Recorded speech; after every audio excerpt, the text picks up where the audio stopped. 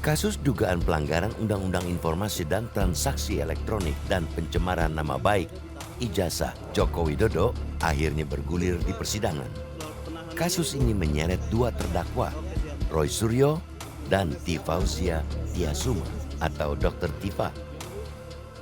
Kasus ini bermula dari laporan Presiden ke-7 Joko Widodo pada 30 April 2025. Namun dari 8 orang terlapor saat itu, hanya 2 orang yang berujung di meja hijau.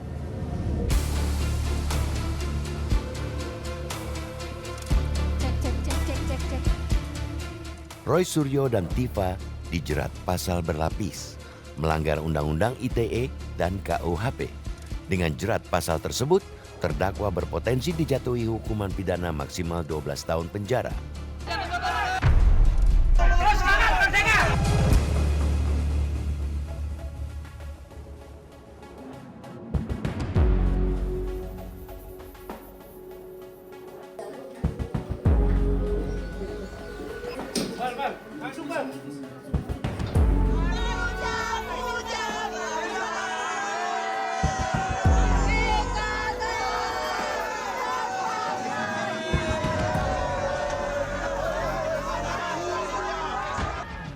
Roy Suryo dan Dr. Tifa sebenarnya sudah menyandang status tersangka sejak 13 November 2025. Keduanya baru ditahan oleh penyidik Polda Metro Jaya pada 19 Juni 2026.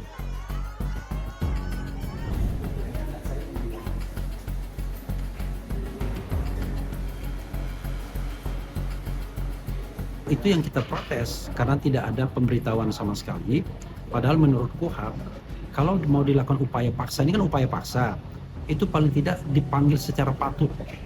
Kalau tidak datang, ya, kemudian dipanggil secara patut kedua kalinya.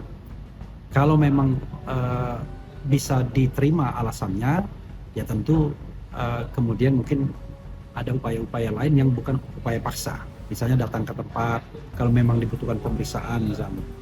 Tetapi kalau memang mangkir 2 kali tanpa alasan yang patut, ya bisa dilakukan upaya paksa, yaitu penangkapan. Nah ini boro-boro mangkir, diundang saja atau dipanggil, disurati saja belum.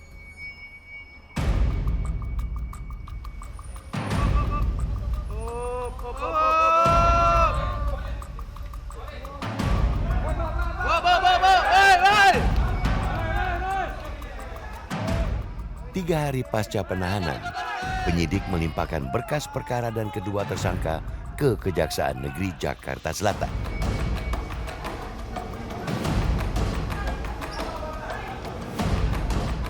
Terhadap permohonan kuasa hukum dan keluarga para tersangka untuk tidak dilakukan penahanan, mempertimbangkan keluarga sebagai penjamin yang bersedia menerima risiko apabila tersangka tidak hadir dalam persidangan, serta surat pernyataan dari para tersangka yang akan senantiasa kooperatif memenuhi segala kewajiban dan aturan yang berlaku dan tidak akan mengulangi perbuatan dimaksud, menjaga situasi kondusif, maka sesuai mekanisme dan ketentuan yang berlaku terhadap para tersangka tidak dilakukan penahanan.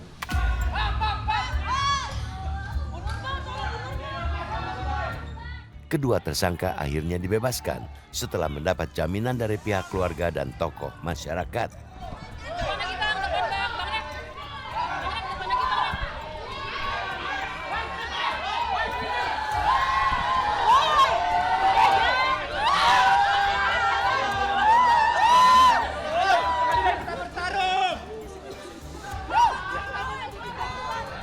Mas Refli dulu ya, selaku kuasa hukum. Oke.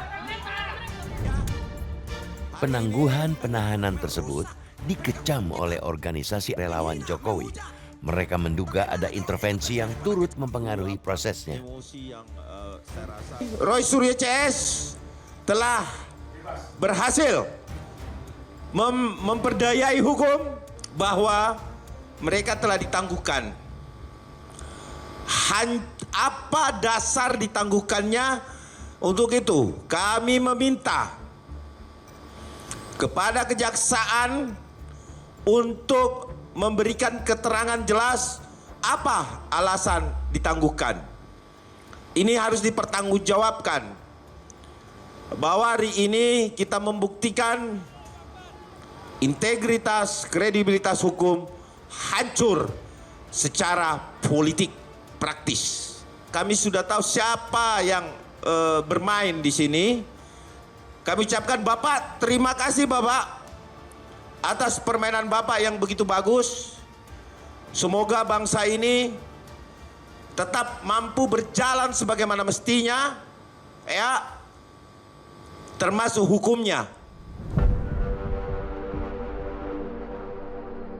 Meski begitu, kuasa hukum Joko Widodo mengaku tunduk pada keputusan kejaksaan dan akan mengikuti semua proses hukumnya.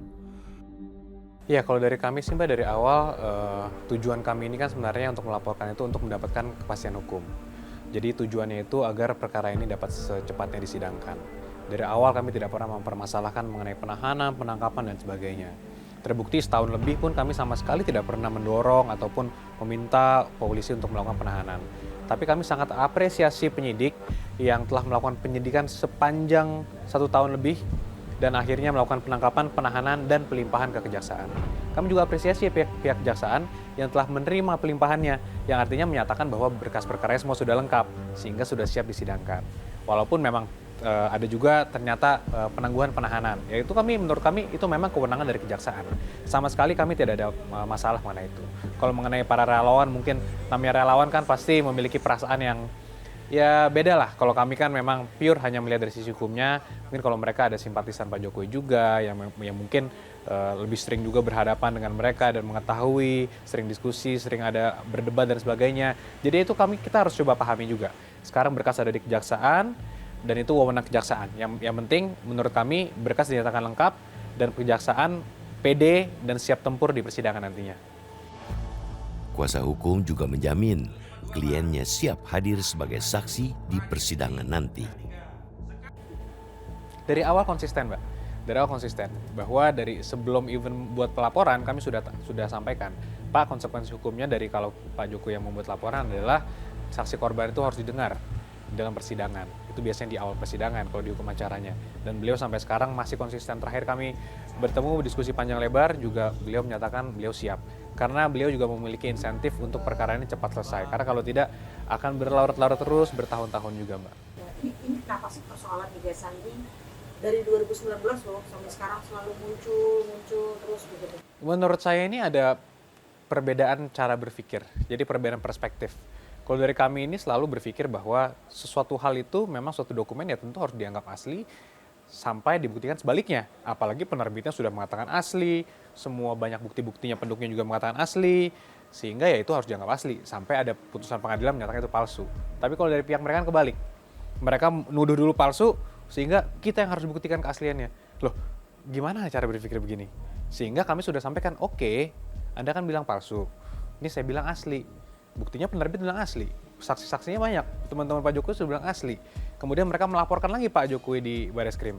Barreskrim bilang dihentikan penyelidikannya karena memang asli, tidak ada pemalsuan. Mau apa lagi? Jadi kita nggak ada pilihan. Karena kami tidak ada pilihan lagi, satu-satunya jalan untuk kami menyelesaikan ini adalah dengan kami yang melakukan pelaporan kepada pihak polisian. Oleh karena itu, kami sangat berharap ini cepat disidangkan sehingga mungkin lebih ada ketenangan lah di antara kita. Ada lipatannya, ya, ada lipatannya. Keabsahan ijazah Joko Widodo sudah cukup lama menjadi kontroversi publik negeri ini. Kasusnya mencuat sejak tahun 2019 dan masih terus timbul tenggelam hingga kini. Spesimen kedua yang kami jadikan sebagai bahan penelitian. Ada pihak-pihak tentunya yang terus konsisten menyatakan itu palsu. Alasannya apa kami tidak tahu. Justru kami berharap dengan ini dibuka di persidangan nantinya akan terbuka nanti alasannya apa.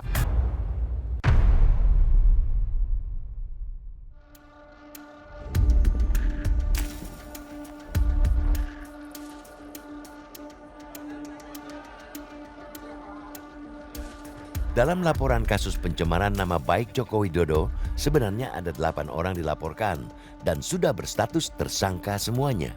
Namun, 3 orang diantaranya status tersangkanya sudah di-stop lantaran menempuh jalur restoratif justice. Sebentar. Egy Sujana, Damai Hari Lubis, dan Rismon Sianipar meminta maaf dan bersepakat damai dengan Joko Widodo.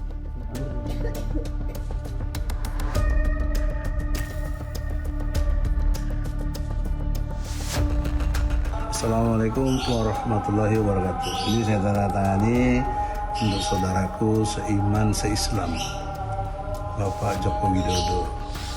Insya Allah beliau itu CBM, cerdas, berani, militan. Subhanallah. Terima kasih, Prof. Jangan sembunyikanlah. Ayolah. Meskipun awalnya kalian akan dianggap pengkhianat, itu akan lebih ringan daripada kalian sembunyikan. Nggak ada Watermax. Halo. Tidak ada embos. Halo. Apa yang disembunyikan? Ya keberadaan itu. Keberadaan fitur-fitur dalam dokumen itu. Selalu dikatakan tidak ada embos. Tidak ada watermark.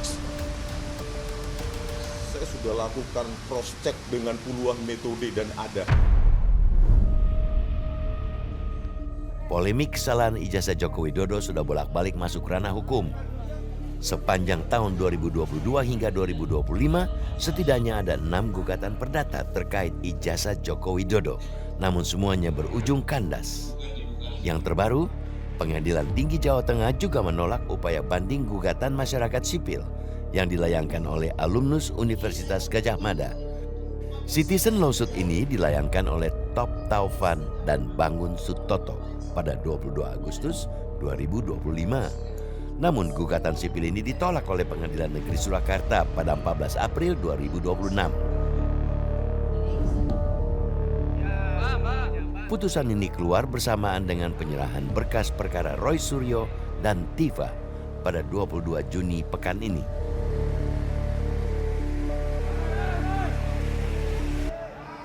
Kuasa hukum tersangka menilai persidangan mendatang adalah satu-satunya pintu masuk untuk menguji keabsahan ijazah Joko Widodo.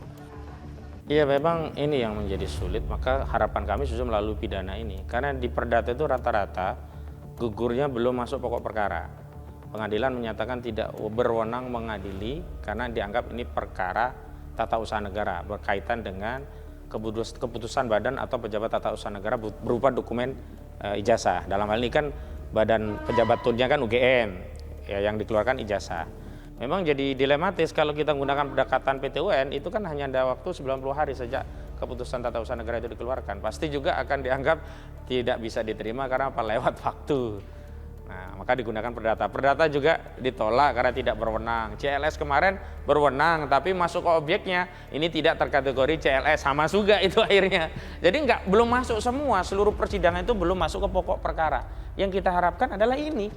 Kenapa? Karena saya menyebutnya Jokowi terjebak dengan apa yang dia lakukan sendiri. Kenapa? Ketika dia membuat laporan polisi, maka dia harus membuktikan tuduhan ada fitnah. Dengan cara apa? Membuktikan ijazahnya asli. Sehingga beban pembuktian ijazah asli sekarang itu ada pada Jokowi, bukan pada klien kami. Klien kami hanya perlu mempertahankan penelitiannya yang hasilnya 99% palsu.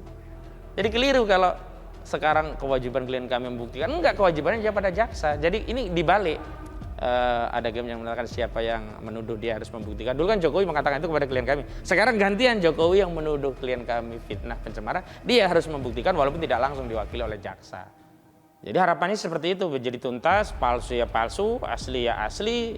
Dan kemudian setelah itu ditutuplah polemik masalah ini dan kita bisa move on kepada hal-hal yang lebih produktif. Walaupun saya katakan bukan berarti ini nggak penting. Kenapa? Karena ketika kita permisi terhadap hal-hal yang mendasar, lalu di mana letak kita akan prudent pada hal-hal yang lainnya yang dianggap tidak mendasar.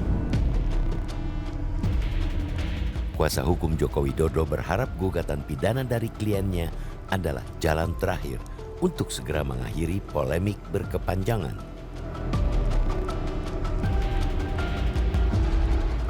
Kalau kami melihat ada pihak-pihak tentunya yang terus konsisten menyatakan itu palsu. Alasannya apa kami tidak tahu. Justru kami berharap dengan ini dibuka di persidangan nantinya akan terbuka nanti alasannya apa. Justru root cause-nya nanti akan ketahuan secara organik. Harapan kami seperti itu. Tapi apapun alasannya, kami tetap berpendapat bahwa kalau ini tidak diselesaikan melalui suatu putusan pengadilan, tidak akan selesai. Mungkin sampai 2034 mungkin nanti masih terus ijazah Pak Jokowi terus walaupun sekarang sudah tidak lagi presiden. Karena tadinya kita pikir mungkin pada saat Pak Jokowi presiden, ya saya tidak bilang dibenarkan, tapi mungkin masih bisa dipahami sedikit kalau ada rakyat yang terus bagian oposisi atau yang tidak sependapat untuk menghajar Pak Jokowi, quote unquote ya. Tapi sekarang ternyata nggak juga, sudah selesai dari presiden, tetap aja masih berlanjut. Artinya kalau ini sudah disidangkan, apapun putusannya nanti, Pak Jokowi tidak lagi tersandera gitu. Mudah-mudahan dengan adanya putusan ini, apapun itu, walaupun kami sudah yakin sebenarnya tahu karena ijazah Pak Jokowi asli, masyarakat tidak lagi menjadi korban disinformasi aja. Karena selama ini masyarakatlah menjadi korban setiap hari. Karena kalau saya baca, bukan hanya membaca, saya dengar komentar-komentar masyarakat, pro dan kontra, semua kapan sih ini selesai? Ya sama, kami juga mengharapkan ini cepat selesai. Keabsahan ijazah Joko Widodo menjadi polemik yang tak berkesudahan. Gugatan perdata muncul silih berganti, berbalasan dengan pelaporan tindak pidana. Akankah dramanya segera berakhir? Asli atau tidak asli itu tidak bisa didamaikan. Dua orang bersepakat bahwa ini asli, nggak bisa juga, harus diuji di pengadilan.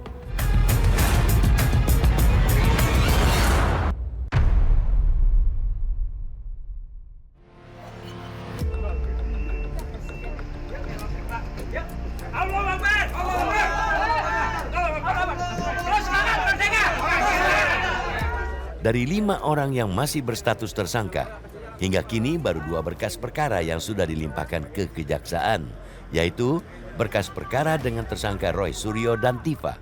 Sementara 3 tersangka lainnya hingga kini masih dalam tahap penyidikan.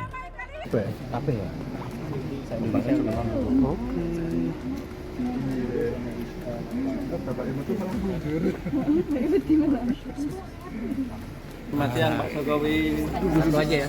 Pak, kemarin kan Roy Suryo kan dari polisian sudah ke kejaksaan Jaksel, tapi dari kejaksaan ternyata tidak ditahan. Itu benar tanggapannya Pak? Itu kewenangan penuh dari kejaksaan. Kita harus menghargai itu. Yang paling penting kita ikuti proses hukum yang ada sampai nanti di persidangan. Kuasa hukum Roy Suryo dan Tifa meyakini dugaan ijazah sarjana palsu Joko Widodo memiliki dasar cukup kuat. Lantaran itulah kliennya tidak goyah dengan iming-iming berdamai. Asli atau tidak asli itu tidak bisa didamaikan. Dua orang bersepakat bahwa ini asli, nggak bisa juga, harus diuji di pengadilan. Bahkan ketika Risman Sianipar membuat buku baru untuk mendelegitimasi atau menganulir kesimpulan yang lama juga tidak bernilai. Karena kasus ini sudah pro justisia. Katakanlah Risman kan membuat buku yang ingin mengautentikasi ijazah Jokowi. Padahal sekarang autentikasi atau statement penyematan ijazah itu sah atau asli itu tidak lagi ada pada otoritas peneliti, tapi harus hakim di pengadilan karena sudah masuk pro justisia. Beda kasusnya kalau dulu Risman baru meneliti, kemudian tiba-tiba dia revisi dan dia autentikasi selesai.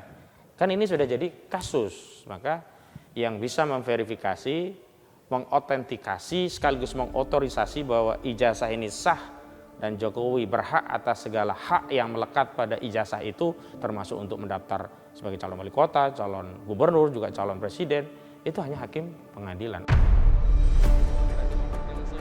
Meski begitu, kuasa hukum tersangka beranggapan ada tebang pilih dalam penegakan kasus pencemaran nama baik ijazah Joko Widodo.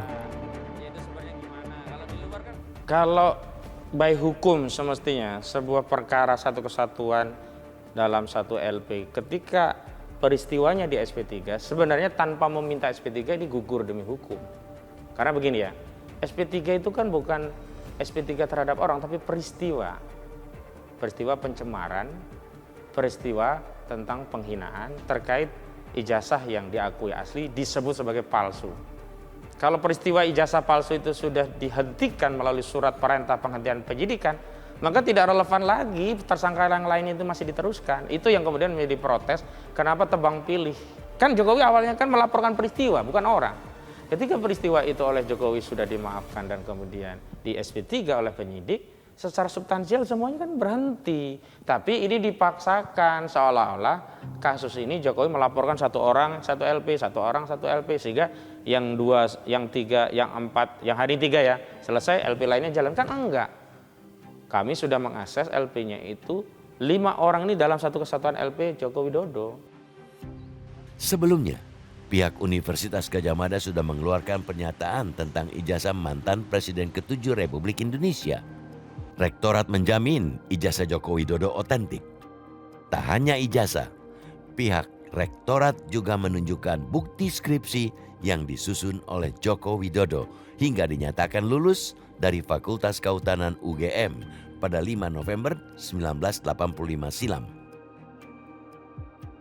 Joko Widodo itu tercatat dari awal sampai akhir melakukan tridharma perguruan tinggi di Universitas Gadjah Mada, dan kami memiliki bukti-bukti, surat-surat, dokumen-dokumen yang ada di Fakultas Kehutanan. Jadi itu telah kami sampaikan secara secara lengkap ya. Misalnya kami memiliki ijazah mulai dari STT, dia waktu SMA, kemudian dokumen-dokumen lain termasuk proses verbal ketika ujian skripsi. Selembar ijazah Joko Widodo menjadi polemik berkepanjangan di negeri ini. Publik juga harus mahfum. Jangan sampai hukum dijadikan alat politik untuk saling sandera antar kelompok kepentingan. Keseriusan dan transparansi penegak hukum menjadi kunci agar kasus ini bisa diungkap gamblang dan tuntas.